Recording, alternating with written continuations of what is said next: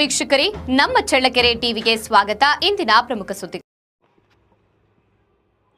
ಪಾವಗಡ ಮಾಜಿ ಸಚಿವ ವೆಂಕಟರಮಣಪ್ಪ ನಿಧನ. ತುಮಕೂರು ಜಿಲ್ಲೆಯ ಎಚ್.ವಿ. ವೆಂಕಟರಮಣಪ್ಪ ಅವರು ಇಂದು ಬೆಳಗ್ಗೆ ನಿಧನರಾಗಿದ್ದಾರೆ. ವಯೋಸಹಜ ಅನಾರೋಗ್ಯದಿಂದ ಬೆಂಗಳೂರಿನ ಆಸ್ಪತ್ರೆಗೆ ದಾಖಲಾಗಿದ್ದ ಅವರು ಇಂದು ಬೆಳಗ್ಗೆ 6 ಗಂಟೆ ಸುಮಾರಿಗೆ ಹೃದಯಾಘಾತದಿಂದ ಕೊನೆಯುಸಿರೆಳೆದಿದ್ದಾರೆ. ವೆಂಕಟರಮಣಪ್ಪ ಅವರು 4 ಬಾರಿ ಶಾಸಕರಾಗಿ ಸೇವೆ ಸಲ್ಲಿಸಿದ್ದು 2 ಬಾರಿ ಸಚಿವರಾಗಿಯೂ ಕಾರ್ಯನಿರ್ವಹಿಸಿದ್ದಾರೆ. ಅಲ್ಲದೆ ಚಿತ್ರದುರ್ಗ ಜಿಲ್ಲೆ ಉಸ್ತುವಾರಿ ಸಚಿವರಾಗಿಯೂ ಸೇವೆ ಸಲ್ಲಿಸಿ ಜಿಲ್ಲೆಯ ಅಭಿವೃದ್ಧಿಗೆ ಕೊಡುಗೆ ನೀಡಿದ್ದಾರೆ. ಅವರ ನಿಧನಕ್ಕೆ ರಾಜಕೀಯ ಮುಖಂಡರು, ಅಭಿಮಾನಿಗಳು ಹಾಗೂ ಸಾರ್ವಜನಿಕರು ತೀವ್ರ ಸಂತಾಪ ವ್ಯಕ್ತಪಡಿಸಿದ್ದಾರೆ. ಅವರು ಪಾವಗಡ ಕ್ಷೇತ್ರದ ಶಾಸಕ ಎಚ್.ವಿ. ವೆಂಕಟೇಶ್ ಅವರ ತಂದೆಯಾಗಿದ್ದಾರೆ.